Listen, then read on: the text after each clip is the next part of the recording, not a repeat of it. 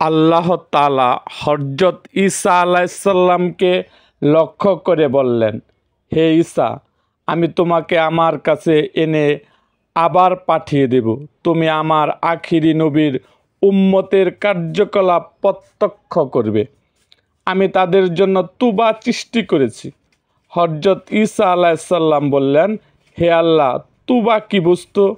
আল্লাহ তাআলা বললেন, তুবা সে বৃক্ষ যাকে আমি নিজ হাতে রোপণ করেছি। এর মূল স্বর্ণ ও উপরিভাগ জহরাতের তৈরি। রাসূল সাল্লাল্লাহু আলাইহি সাল্লাম সে তুবা বৃক্ষের পরিচয় দিয়েছেন একটি হাদিসে, এর মূল স্বর্ণ নিমৃত।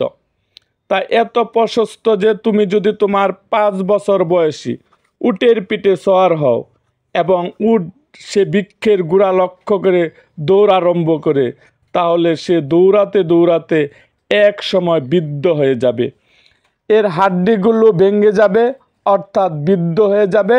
সে তবুও সে বৃক্ষের প্রশস্ততা অতিক্রম করতে পারবে না। এর মূলের খামিরা অতি সুমিষ্ট এবং এর শাখা থেকে রেশম সৃষ্টি হয়। এর পত্র পল্লব যখন পরস্পরের সাথে ধাক্কা খায় তখন প্রাণকারা আওয়াজ বের হয়।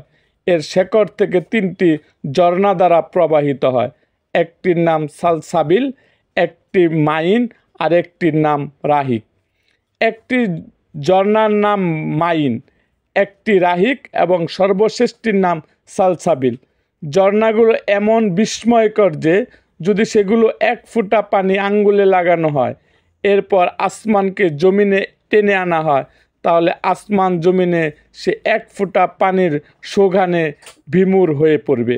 তাহলে যে ব্যক্তি বিনা হিসাবে সেখান থেকে পানি উত্তোলন করবে এবং এর কিনারে বসে ক্রমাগত পান করবে, এর পরিতৃপ্তি সম্পর্কে আমরা কি কোনো ধারণা করতে পারবো? হযরত ঈসা আলাইহিস সালাম বললেন, হে আল্লাহ, সে পানি আমাকেও পান করার সৌভাগ্য দান করুন। আল্লাহ তাআলা বললেন, হে ঈসা, আমার প্রিয় হাবিব, শেষ নবী হযরত মুহাম্মদ সাল্লাল্লাহু আলাইহি সাল্লাম পান করার পূর্ব পর্যন্ত সকল আম্বিয়াদের জন্য সে জন্নাসময়ের পানি স্পর্শ করা হারাম। সকল উম্মতের জন্য সে পানি হারাম যতক্ষণ না সে নবী সাল্লাল্লাহু আলাইহি সাল্লাম এর উম্মত এ পানি পান করে।